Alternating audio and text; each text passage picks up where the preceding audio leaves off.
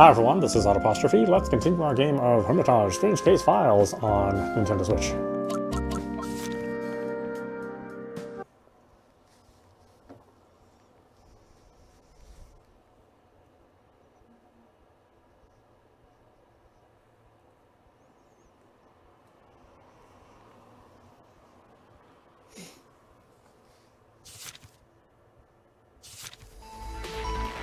I pull out the taser and aim it at the foreigner. I'm sorry, I think we better get this over with before your bodyguard wakes up. Well, how awful. Be careful not to electrocute yourself with that thing. I'm sure we can all reach an understanding here. That's completely up to you. Let those kids go. I'm sorry, you seem to have misunderstood something. I wouldn't call them kids. No. Don't say we didn't warn you. Dan kicks the earth like a charging bull, running at his opponent from the side. Meanwhile, Scarlet and Neko toss their cylinders at the stiff mass of flesh on the ground. The canisters hit the ground and soon begin to emit large clouds of white gas. White mist engulfs the black heap of flesh until all I can see is a blurred shadow struggling haphazardly, its movements getting slower and slower. The situation could have been far worse for us. Dan may not have been able to face our opponent on his own, but the arrival of Scarlet and Neko has turned this into a perfect offensive strategy. Without thinking about it, I pull the trigger of the taser. The recoil is stronger than I was expecting, but the weapon is effective. Plumes of smoke are clouding everyone's vision, and with the three people attacking at the same time, the enemy won't realize what my true intentions are. I'm afraid even a high-voltage electric shock wouldn't be effective against a monster of that size, and I'm hesitant to risk hitting one of the others in the chaos. So, they aren't the ones I was aiming at. There are more worthy targets in the field for me to put this gun to good use. No matter what happens to Yasmin, if I can stop her now, we'll have enough time to question her afterwards. A metal marker is propelled into the air, dragging a slender cable towards its target. I can already smell the success of my sneak attack. Even so, the foreigner at the center of it all doesn't move an inch. I bet I didn't even harm a single hair on Yasmin when I tried to shoot her. Instead, something tall stepped in front of her at the very last moment. Electric shocks don't show mercy, but the opponent's thick skin seems to be naturally resistant to such damage. It has sturdy limbs and a large, bloody mouth. Its body is covered in folds. In form alone, it resembles a great ape, but even the gorilla, which is known for its robustness, doesn't have that kind of stature or strength. Although it has a humanoid shape, its face looks like that of a deep-sea creature without any eyes. No environment on Earth would be home to such a creature, and now I'm beginning to understand where those strange eyewitness accounts concerning unidentified wild forest creatures came from. However, this creature is clearly obeying some sort of command. It grunts and rips the cable off the taser, puffing out its chest at me. I throw a sideways glance at Dan. However, the sight that greets me is more disorienting than witnessing yet another supernatural creature.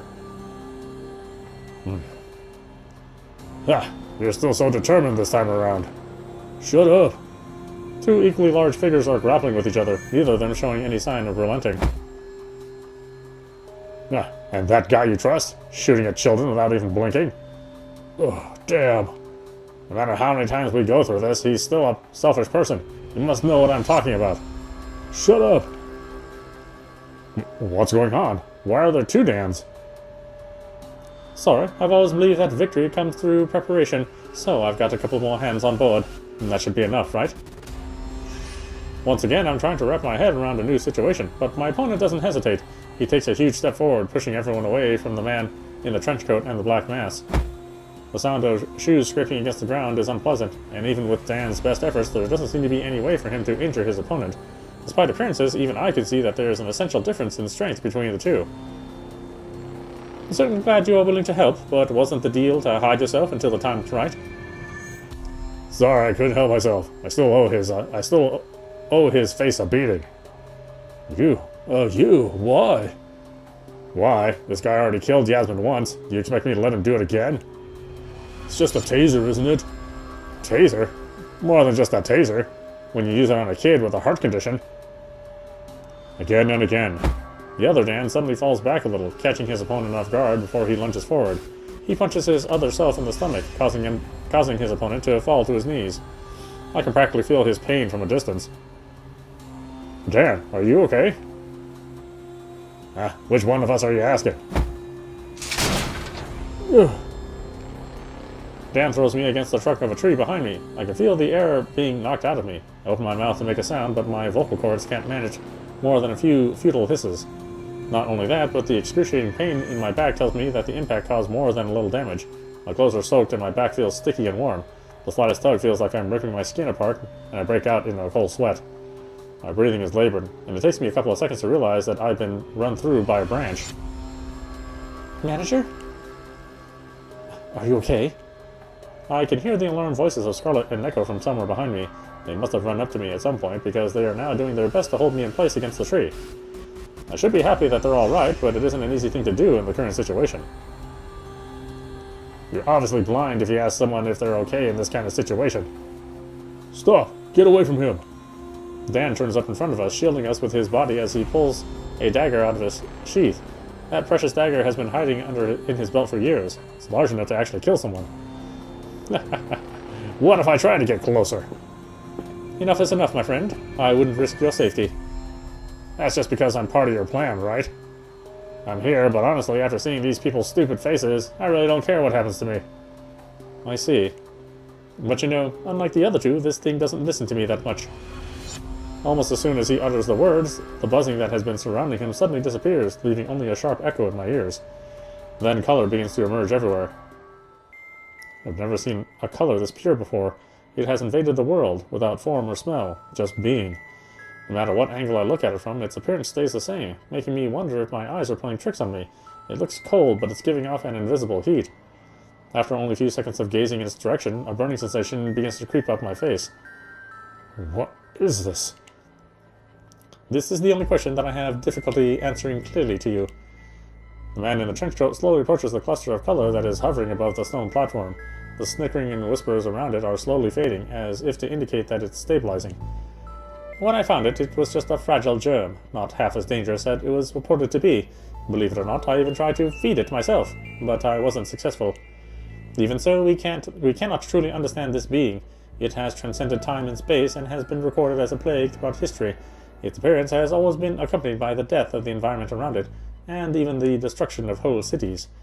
But that's not what it is. It is energy, a perfect formula for the universe. This planet is simply too small and barren for it, which is why it has to draw energy from everything around it. We are the ones who should be ashamed. So, where did you summon it from? Summon? No, I wouldn't presume to be that strong. It just so happens that we both get what we want this way. In fact, it appeared at various points in time, but there weren't many places where it could establish a foothold. It just couldn't find the right one. I simply used a little trick to move it here from that school, and then waited patiently for it to stabilize. Look how much energy it has now, after being nourished by all this green space for 3 years. Although none of that has anything to do with me. You should be glad you came back to this point in time, otherwise I couldn't guarantee that it wouldn't be you who gets drained. The chances of getting a germ like this one onto our planet are slim to none. Even I have no knowledge about it, other than the ancient texts that describe it. He seems to be in a pretty chatty mood right now. What? What are you trying to do with it? What does it do? Well, let me show you. Ugh. It feels as if my body weight has suddenly tripled. I feel like I'm boiling inside. Blood rushes to my head, hot as lava. A sudden rumbling noise is building in my head, throwing me completely off balance. A moment later, my vision begins to blur. It feels like the very last moment before utter consciousness, or unconsciousness, but despite my having lost control of my body, I'm still completely conscious. I barely notice the muffled sound of my body hitting the ground through the haze of dizziness in my head. What is happening? Didn't I tell you? It draws energy from everything around it. You should know what I mean by now. Through the darkness, I feel someone picking me up from the ground and gently propping me up against a tree trunk. The foreigner's voice appears very close to my ear, and he continues to talk as if his mind were elsewhere. In its final stages before completing its metamorphosis, it devours the entire ecosystem for miles around, until there isn't a single drop of energy left. I've heard that there have been traces of it around the world, but I never know if the rumors are true or not. Anyway, I tried this once 3 years ago. It was spectacular. Metamorphosis. Yes, when it reaches its grand final form. It will soon complete this metamorphosis. After today, there probably won't be a blade of grass growing here. Why does it have to be like this? Your first question is why? What if I said that I simply need everyone here to die in despair? All over Torah Memorial and all over the city, people will watch these ominous omens begin to descend above their heads, like in the book of Revelation. They may not know what the color means, but that won't matter. They will feel as powerless as you do, losing control of their own body. They will have trouble breathing and won't even have the strength to close their eyes. They will watch as those around them die from dehydration, and there will be absolutely nothing they can do about it. Some people may try to find out what happened. I'm afraid there aren't too many people as smart as you. Even if they did, what could they do to me? The foolish will only feel fear, and the wise will become more and more desperate. It has to happen this way, and the rest of the ritual cannot be fulfilled. Sounds like merely torturing us to death won't satisfy you. It's just a part of the offering. If there were another way to do it, I would have been happy to do so. But in the end, I'm still a novice at wielding fear and despair, just about old enough to knock on the door of such a great being. He lifts the corner of his hat, revealing a patch of gray hair. Although, judging by his face, he looks to be in his 30s, the lines between his eyebrows can't be concealed any longer. It's funny how people build cities and civilizations, forgetting how much their ancestors were in awe of the great beings who wouldn't cast our planet so much as a second glance. We have fallen to shame through humanity's foolish deeds. But for those greater beings, time is child's play. All that matters is circumstance and method. By creating a time of fear and awe again, we will finally be in a position to pray to them again. As if these past 20 centuries had never existed. Everything goes silent for a moment. He then takes a deep breath as if a great weight has been lifted off his shoulders, and pulls out a brass bell the size of a fist from his pocket. As what exactly will happen, let me show you.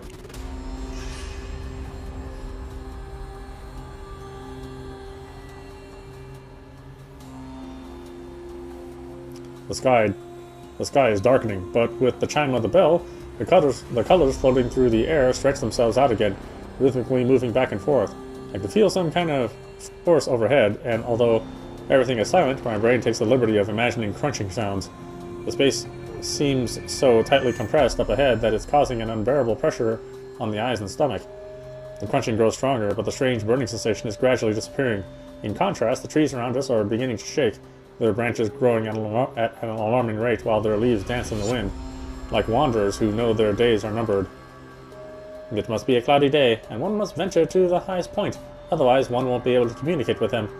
Those are the rules people compiled back then, but I have gathered that this is because those were the circumstances under which someone first came into contact with those beings. This is part of the ritual, and although I couldn't understand its true meaning and didn't have enough literature to learn more, my instincts told me that something was bound to happen in this situation. Unfortunately, it only remembers this very moment, which is what makes the conditions so harsh. The good news is that there is always a way to make it happen if you have enough capital. Dark clouds, no thunder, no wind. Everything is becoming more distorted and blurred by the second. So you see, they will be coming soon. I suddenly experienced something completely unprecedented. In the very moment the air is an ocean, my planktonic tiny body is crawling on the ocean floor, and there is a whale swimming overhead. There's no reason to question its existence. Everything is as it should be. My hands and feet are cold, and my blood is dancing in my veins. At this moment, I feel completely connected to the hundreds of thousands of lives around me. There is no distinction between human beings and animals, apart from their shared fear of ignorance. He's not lying. Is coming. Heed my call, King of the Infinite Void, Star Shifter, Foundation of the Universe, Creator of Suffering, Conqueror of Terror, Destroyer, Son of the Void and Chaos, Guardian of the Abyss, God of Darkness, Lord of Dimensions, Wisest of Beings, Keeper of Secrets, Lord of the Labyrinth, Master of Perspective, Night Wanderer, Master of the Gate, the Almighty and Eternal Lord of the Beginning. Uma Ak Tawil, Yak Sanath, Yog Sarath, Naflgan, your servant calls you.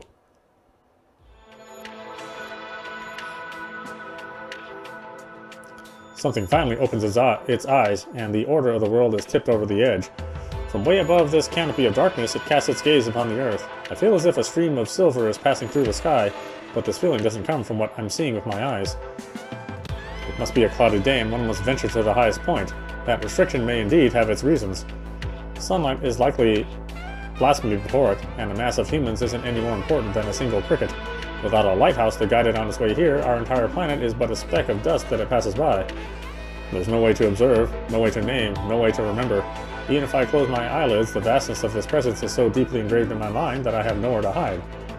Even though today I have experienced things in my life that I have never experienced before, I now realize that my previous experiences aren't worth mentioning at all. It washes away the pain and struggles within me in one breath, and then puts even greater fears into my head. It isn't really worth the trip to the city, but the overall performance has to be checked, and we need to make sure we have all the right tools. The company's main focus is to ensure successful sales of a new product. It will be the newest addition to the product lineup. That's a good place to start. The first step is to make sure that this new system will be able to meet the demands of the market. I see. When you don't understand the picture that's being painted, sometimes insanity is the only option. He is muttering to himself, his eyes still looking at the sky. He has dropped the bronze bell, and the scroll has long since disappeared. It's okay to feel this way. I've done this same thing twice, so one more time isn't a big deal for me. For you, the only difference is whether you'll meet your end sooner rather than later.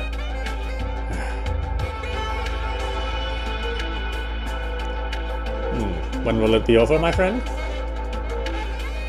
If you count the Torah Memorial now, and Manila 2 years ago, and all that's left is the Grieth Mother fishing village thing you mentioned, and that Christmas celebration in some other city a year from now. In that case, let's go to next year. Are you sure everything went according to plan 1,000 years ago? Even if you say the seeds have been planted, are you sure the ancients had enough knowledge to successfully create the ritual? It has nothing to do with knowledge. The more ignorant people are, the more blind the faith they have. They had that enough manpower, and they could read and write. More complicated rituals might have been a bit much, but they were surely able to perform simple animal sacrifices to build a pathway for that being in the depths of the universe. Whatever you say, let's go then. This Dan seems to know more than I thought he did. He saunters over to the other students on the stone platform and holds them tightly. None of us could have seen coming what happens next. An unexpected flash of light blinds me as the shapes start to blur into a growing vortex of color. It feels as if an illusion has enveloped the world. I didn't expect Umar Twill to take on this form. To my knowledge, he is always described as a humanoid figure. A few years ago, I personally smashed this guy to pieces, and then he became this. He seems to have merged with some unlucky ball of energy that just happens to be passing by. Hope he isn't holding a grudge now. Is that how you found out how to use it? It's just a side effect that occurs when you encounter the Veil. Crazy, really. Must have had some goddamn good karma. Your experience is beginning to sound interesting. This isn't the right time. It was a big mistake trying to kill this thing in the first place. I thought following these guys would solve a lot of problems, but as it turns out, this cold-blooded guy is much worse than those irrational beings. It looks like I stepped right into your personal affairs. You don't really care, do you? Forget it. Hurry up. The giant man steps into the light without hesitation, gesturing to his companion. The glowing colors engulf Dan's whole body as he strides closer to the colored vortex in the center of it. He steps right into it and disappears. But his companion doesn't follow him right away. Despite the fine beads of sweat already dripping from his forehead, he approaches me and taps me on the shoulder. As you can see, the odds aren't in your favor. But it's not like there aren't any other options. Want to join us? What? As I said, not many people are as intelligent and intuitive as you are. The fact that you've managed to find your way here in less than 2 days is a testament to your good instincts. It takes more than just brute knowledge to create enough events like this in a modern city. Ancient times are fine, but this city's radio environment is so complex that it's very difficult to keep everything quiet.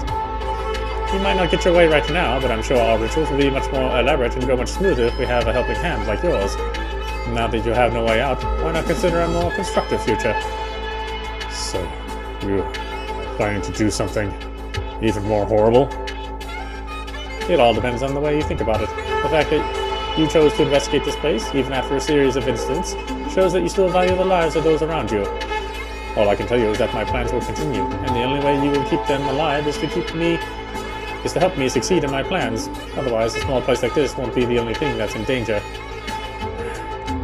How about it? I think you understand what I'm saying. I do understand. That's why I can't agree to it.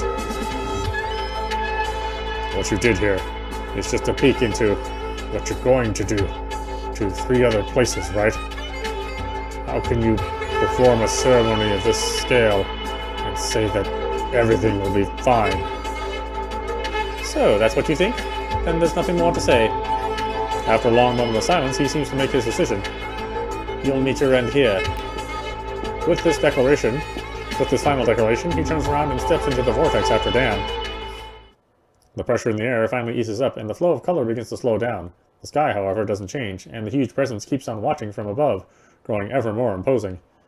He began the ritual, but he didn't bring it to an end. The momentum is still building, and since the giant shadow appeared above us, the future is pointing firmly into the direction of despair. However, the most critical threat at the moment isn't coming from overhead.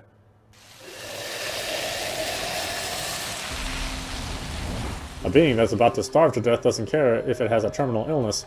The effects of the liquid nitrogen are fading, and the creature is twisting around slowly, creaking and gouging cracks into the ground. The scene is like a balloon on the verge of bursting. It could evolve into the worst possible scenario at any moment. This being has been around for a long time, considering the school its backyard. My chest is starting to grow heavier from the puncture wound. Breathing is becoming even more difficult, which tells me that there's no way I could drag a body away from this situation right now. Right now, the only chance to get away from here is... Isn't everything just a gamble? I cautiously walk over to Neko and try to pull her up. She makes some vague noises, but her body is showing no signs of obeying her conscious command. This makes lifting her up very difficult, and I have to drag her across the ground for a good 10 meters. The cold is worse than expected as I pull the icy cylinder away from her, pulling with it pieces of skin. As I do so, I ease Neko into the swirls of color. Her shape seems to melt into the color until it disappears completely. It seems to have worked, so I wipe the sweat off my face and turn towards Scarlet. Scarlet may be quite thin, but Neko's weight is nothing compared to hers. I put her arm around my shoulder and inch her towards her destination. Next up is Dan, who weighs almost as much as the other two combined. My efforts tug at my wound, and the ache in my throat is getting worse, as the air in my lungs is becoming more and more precious. My muscles are becoming less obedient as they strain across my bones. I shiver in spite of myself. However, I eventually bite the bullet and finish the trip. The black heap of flesh watches as I move the three bodies into the unknown vortex. I can feel its eyes on me, burning with fury. I'm sorry. Woken up by the movement, Dan lifts his head slightly. He sounds exhausted, mentally more than physically. Cut the crap and stay put. I pat him on the shoulder and turn around. Okay, just one more. Yasmin is unresponsive, as if in a deep sleep, her brow furrowed. I still don't know exactly what happened to her, but whatever it was, it shouldn't have happened to such a small child. This marks my last ounce of perseverance. Well, the rest is up to... Huh? Ultimately, perseverance can't save the body. I can't catch my breath in time, and my left leg goes limp as if it has been suddenly unplugged. My brain is desperately trying to reassure me that I will recover any second now, but that time never comes. I fall to my knees besides Yasmin. Dan wants to help, but his condition isn't any better than mine. The distance of 10 meters suddenly seems like a huge rift. It isn't over yet. The shadow eventually shakes off the cold and stretches itself out again. It lets out an ear-splitting roar and collects itself into a ball. With a strange tearing sound, the mountain of flesh flies up over my head and comes down in one fell swoop. It's over. I close my eyes as I wait for death to come. A ray of electricity cuts through the darkness. Without warning, the creature in front of me suddenly convulses violently. It whines and flinches, its entire body shaking. It's clearly on guard, but it isn't targeting me anymore. Why won't you give up already? Through all the confusion, I can suddenly hear a familiar voice. Yasmin? I turn my head in the direction of the voice, but I can't see her small figure anywhere. A creature with an odd triangular shape is squirming near the vortex. Its surface is black and a pair of pincers are protruding from its body on elongated arms. The third arm has a piece of metal attached to it instead of a pincer. It is pretty compact in structure, it almost looks like some kind of instrument. It waves several tentacles at me, making a weird metallic noise. Although it looks intimidating, its presence doesn't scare me. Instead, I feel relief somehow. It shoots another bizarre blaze from the metal device on its arm, repelling the enemy that is trying to approach it. No matter how vicious the black mass looks, its flesh isn't immune to the blinding rays of light.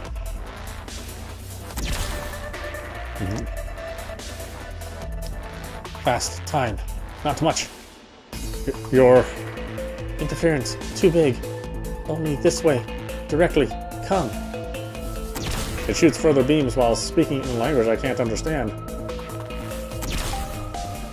The flow of electricity beams seems to be picking up speed, spilling out like a waterfall. The air begins to heat and distort in unimaginable ways, but the creature is showing no signs of backing down. The triangle-shaped being doesn't make a sound as it continues its onslaught towards the enemy, but one of its tentacles points in the direction of the swirling vortex of color. It has the same idea I did. Everything's just a gamble. I try to push myself onto my knees to try to finish the last part of the journey. The loss of blood has drained me of most of my physical energy. I can't even breathe properly due to the pain in my lungs, and the consequences of my lack of exercise are manifesting themselves in the pain in my arms and legs. Come on. Hell, I'm almost there.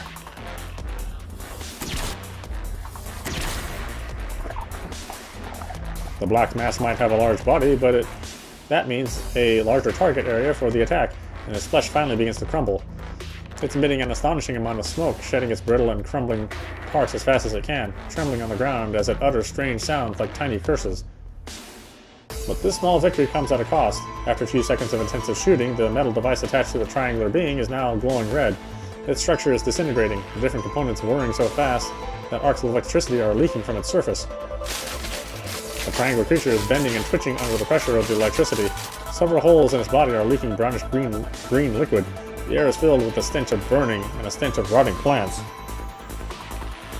Go in. Don't hesitate. Are you okay? Go in. It seems to have reached its limit as it mechanically repeats the words. Clearly something is inflicting pain on it.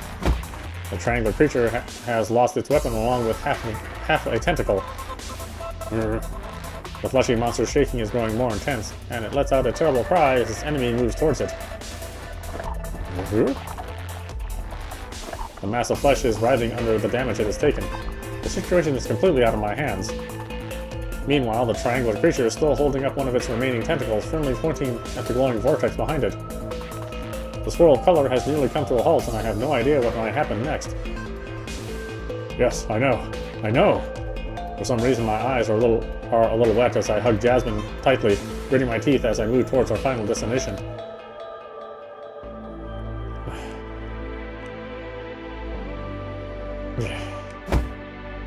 My leg fails me once again. Black flesh has crept up on us unnoticed and has wound its way around one of Yasmin's ankles like a chain, keeping her in place. It really is an intelligent creature. Get off her! Out of her way! We're clearly only 2 steps away from ending this, but fate has no intention of letting me off the hook. But my desperation is as strong as its fervor. The black surge reaches for its final victory.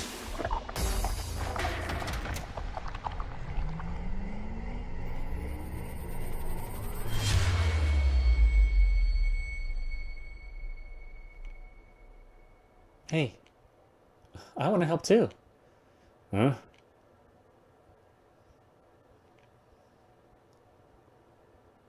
And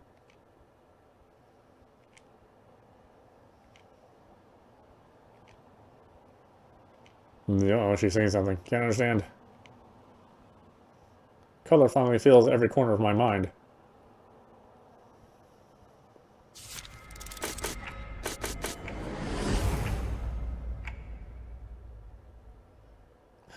Yasmin! What is this? You don't seem very responsive yet. Are you still not fully awake? What happened was pretty rough. You should have that looked at. But it should be fine by now. Wasn't it a year ago? It's confusing. How did you get out of that unscathed? There are no scars, not even bruises. Shadowy silhouettes are moving in and out of my field of vision. Everything is blurry. They sound familiar. I remember these voices. How did you guys get here? What is all this nonsense? I'll be upstairs, as always. Sorry, it took us quite a bit of effort to get in here. The lock on that door is pretty strong for such an old building. Or at least it was, I guess. Sorry for breaking it. We'll pay for it later. No, no, don't worry about that. That's on me. I keep rubbing my eyes so hard that my head starts to hurt. Multiple memories keep overlapping in my mind. Some old, some recent, and all of them a big cluttered mess. Their correct order, however, is quite clear to me.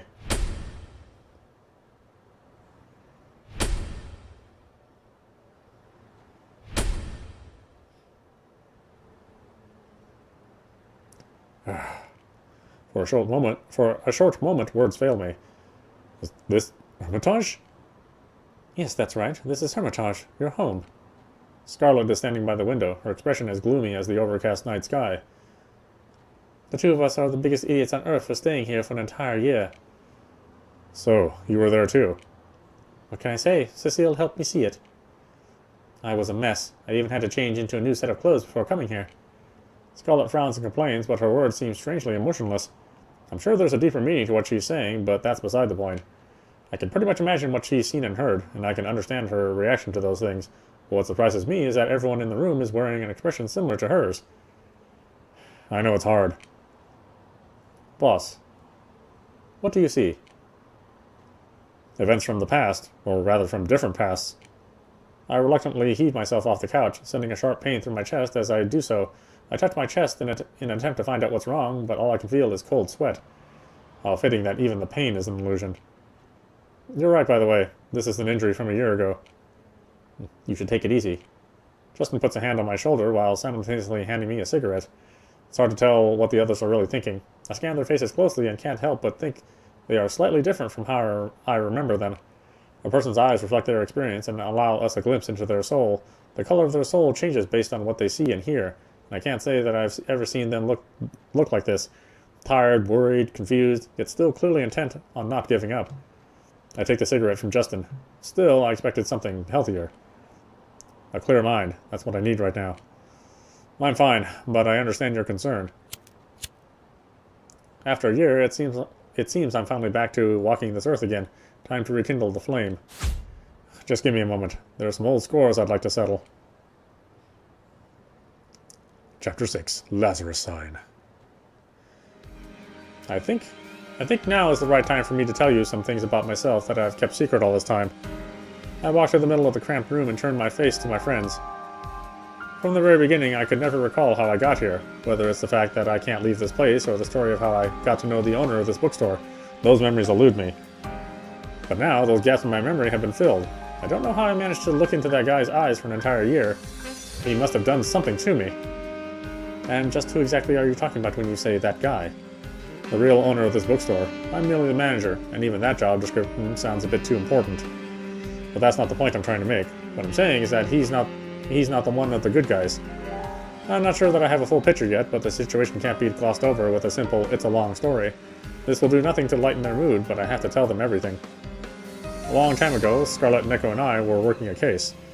It was a bad experience, and it ended quite tragically. If my memory serves me correctly, the owner of the bookstore was responsible for the incident. He planned a huge ritualistic ceremony at Tora Memorial High School and committed many heinous crimes, too many to list them all.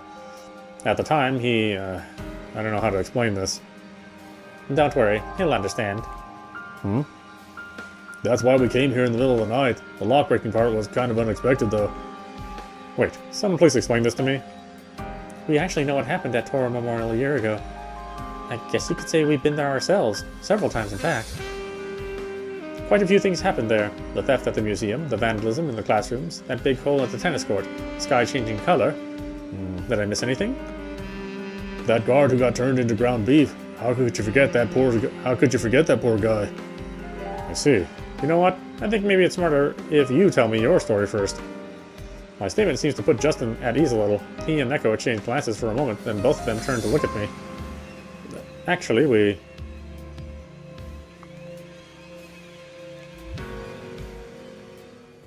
so much happened during the week you were gone. It's not like I expected the situation at the abandoned factory to have been completely resolved when they returned to Hermitage. They spent all their energy on trying to get out of there alive. It's only normal that they didn't pay much attention to the why of it all. Multiple documents prove that the factory isn't an ordinary one, and was once a place of great importance. But it has been abandoned for an unknown reasons for who knows how long. Also, the odd machine in the factory basement turned out to be more than unusual, as everyone's out-of-body experience has vividly proven. As it turned out, the machine even had an owner, albeit one who only showed up after Neko and the others had resolved the situation. What happened there was much more dangerous than I could have ever imagined. I never thought that what happened there would cause any further events, but the connection is obvious. The facts are plain to see, erasing any need for doubt and skepticism. I had no clue that you guys were the stray cats that came to visit me back then. I said it before, I should have just carved a message into the floor with my claws. That would have done the trick. If you really had done that, Scarlet would have barbecued you. Trust me. Do you even know how expensive wooden floors like that are like? Well, regardless, I got blue back. All because of you guys. Thanks again. Where did that come from? You are aware that cats are loyal to whoever feeds them the most, right? Zach, sometimes I wonder if you say stuff like that because you think being an idiot is an actual job. Anyway, we have never really gotten a chance to explain it all to Scarlet. The three of us were sent back in time before we could say anything, and we have no way of establishing contact. You turned into Neko, Cecile into Scarlet, and Zach into, well... Right, Dan. What the hell was he thinking? To be honest, I was more interested in what our trenchcoat-wearing foreigner was up to. After I saw the ritual that the Visionary Society tried to pull off, I thought I'd never see anything as dramatic and extreme ever again in my life. But boy, was I wrong. Those lunatics only cost a few people their lives, which was already bad enough. But judging by what happened to you, well, I'm afraid the whole school's in danger. I guess you're right. What he and the Society members tried to do was roughly the same thing, the only difference being that he actually succeeded. You've seen it with your own eyes, so you don't need to remind me, do you? When something like that descends upon our world, there is no difference between life and death anymore. Everything we know and everything we are is reduced to nothing. Speaking of which, what actually happened at the end of last year? I highly doubt that thing would do us the kindness of simply disappearing, right? Yes, please tell us, if you can. I would love to answer you, I really would, but even now I have next to no memory of anything that happened back then. There's no need for random guesses. I think we're closer to the answer than you think. What? How so? Check this out. Neko opens up a forum post on my computer. Looks like a pretty standard report at first glance. What's strange about it? Before tonight, Torah Memorial was still included in these statistics. No. No, that can't. Yes, it can. Don't doubt me. I know I'm right. My memory's just fine. It's okay, Neko. There's no need to pick a fight right now. Listen, I've done my research. There's no point in trying to prove me wrong. I'm trying to explain this to you guys right now. It's not my fault if it won't fit through a head as thick as his. You should really brush up on how social interactions and civilized arguments are supposed to work. There's a fine line between confidence and rudeness. She's just a kid. That's just how brats are. Anyway, from what I can see, this has nothing to do with Torah Memorial. It isn't mentioned here. That's just it. Read between the lines. Wait, are you saying this is the consequence of what happened? Neko doesn't say a word, choosing to answer Scarlet's question with a silent nod instead.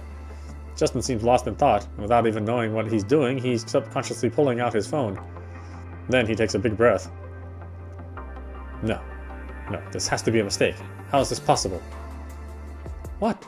Justin, what's wrong? I pulled up my map app and no place with that name exists. What? Let me take a look. Holy shit. What you said about life and death not even mattering was right. It didn't just want a few measly human lives. So it didn't stop with all the students and visitors falling unconscious. Instead, the whole place just ceased to exist. Even if we do remember it, it's not physically there anymore. That doesn't mean much. I'm starting to wonder if we really remember it, you know? Can we trust our memories? I'm starting to lose confidence in them.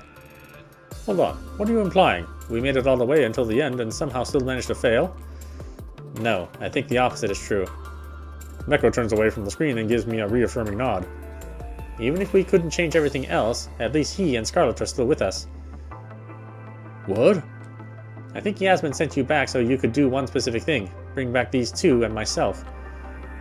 What makes you think that? Aside from a certain muscle-bound idiot, do you remember what else we ran into every time we failed?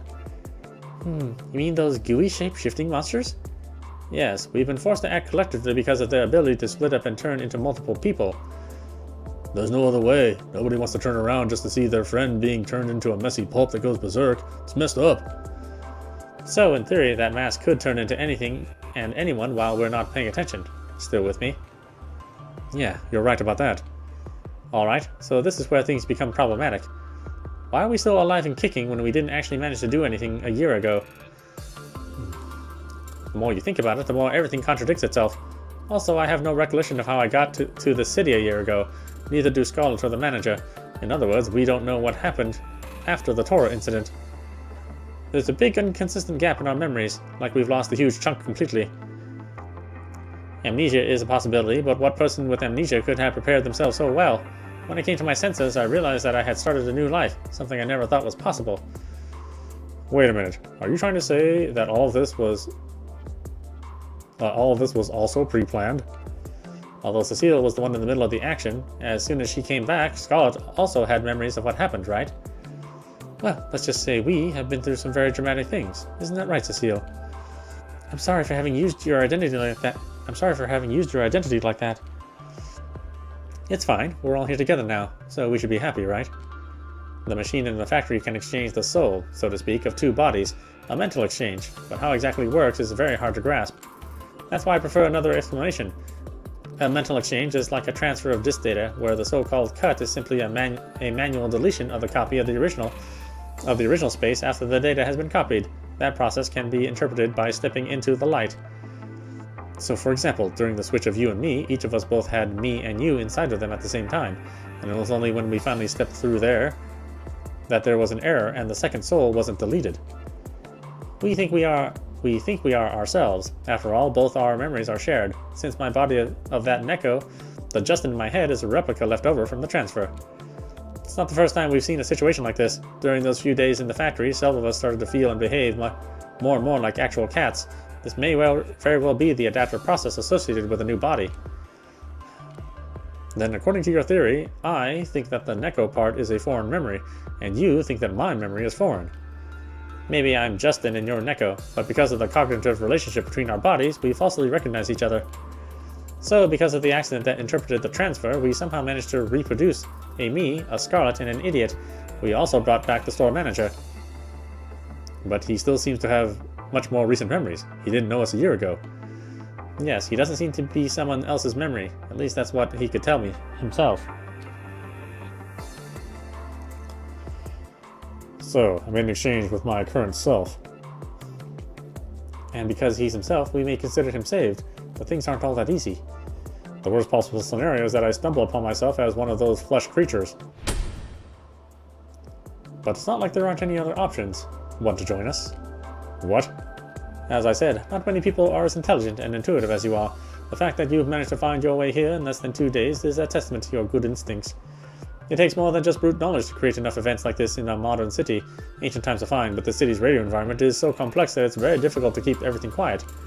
You might not get your way right now, but I'm sure our rituals will be much more elaborate and go much smoother if we have a helping hand like yours. Now that you have no way out, why not consider a more constructive future? It's true, the four of us shouldn't be able to exist. Maybe our existence was the result of an imitation from the very beginning. He needs us to do things for him, so that sole reason there is an us. Can an imitation be so good that it starts to see itself as the real thing? My conclusion unnerves everyone in the room. I could cut the tension with a knife.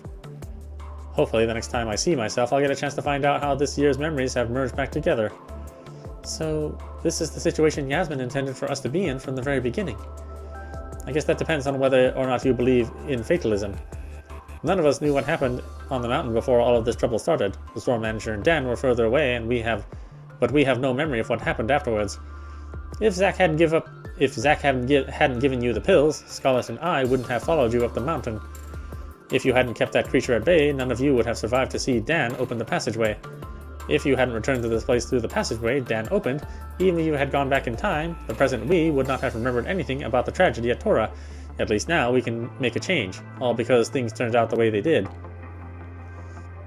And Yasmin's life was traded in order for us to have this opportunity. I swear if that's the case, I would gladly change places with her in an instant. I am fully aware of that. Neko, are you sure that... Although her expression doesn't change much, I can feel her giving me a piercing stare from behind her bangs.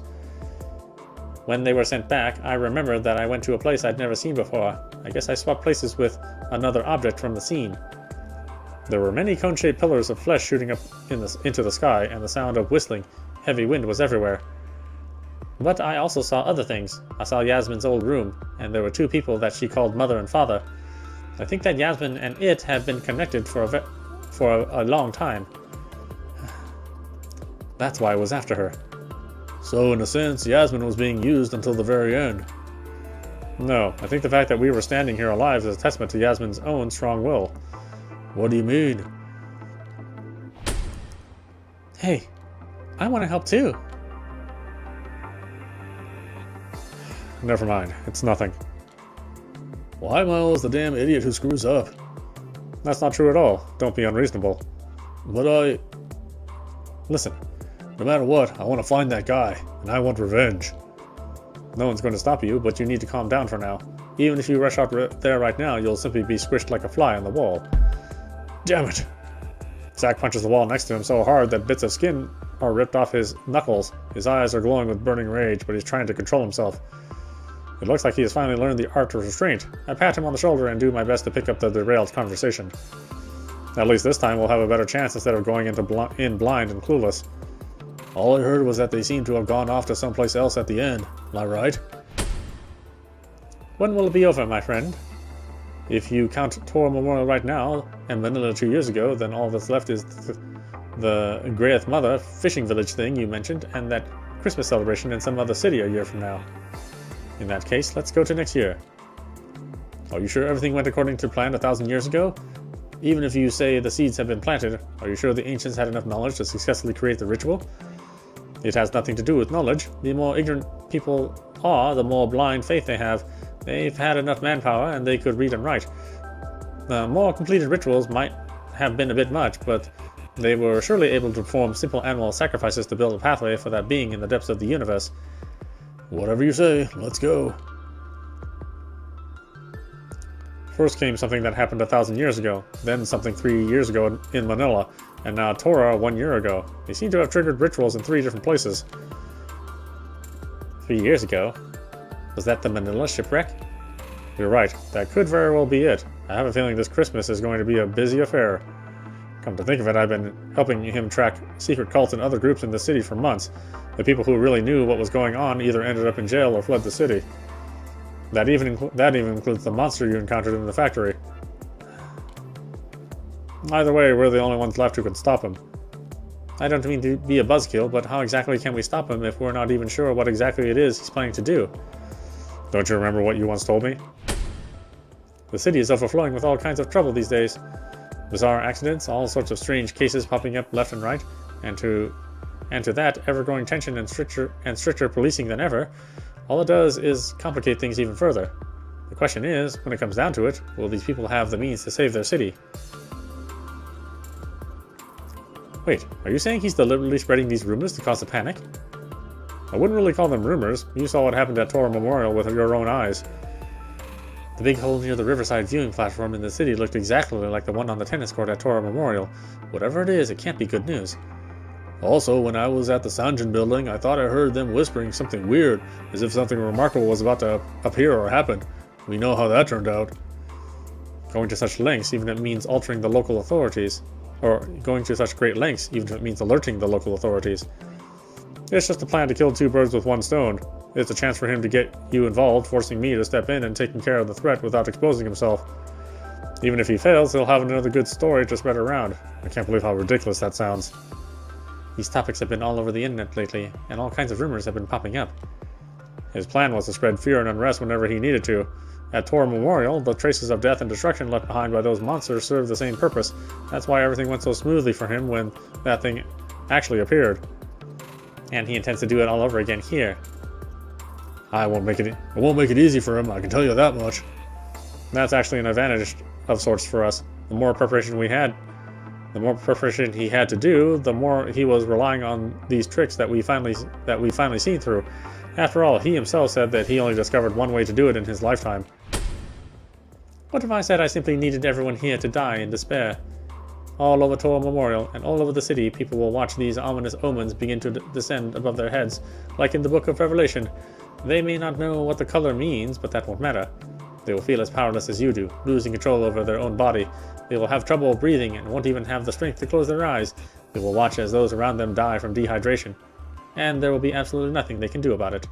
Some people may try to find out what happened, but I'm afraid there aren't too many people as smart as you. And even if they did, what could they do to me? The foolish will only feel fear, and the wise will become more and more desperate. It has to happen this way, or the rest of the ritual cannot be fulfilled. Sounds more like merely torturing us to death won't satisfy you. It's just part of the offering. If there were any other way to do it, I would have been happy to do so. But in the end, I'm still a novice at wielding fear and despair, just about old enough to knock on the door of such a great being. He lifts the corner of his hat, revealing a patch of gray hair. Although, judging by his face, he looks to be in his 30s, the lines between his eyebrows can't be concealed any longer. It's funny how people build cities and civilizations, forgetting how much their ancestors were in awe of the great beings who wouldn't cast our planet so much as a second glance. We have fallen to shame through humanity's foolish deeds. But for those greater beings, time is child's play. All that matters is circumstance and method. By creating a time of fear and awe again, we will finally be in a position to pray to them again. As if these past 20 centuries never existed. First, he needs the right emotions. He already told us himself that the knowledge he possesses can only be fueled by fear and despair. Secondly, the method he uses to create those emotions must have a direct connection to those rumors. I don't believe he went to all that trouble just to play us for fools. Alright, why don't we stop it there? Boy, there's a lot to this game. There's a lot to this visual novel. This is Audapostrophe. You've been watching Hermitage, Strange Case Files on Nintendo Switch. Anyway, I hope you enjoyed watching. I will see you at the next stream.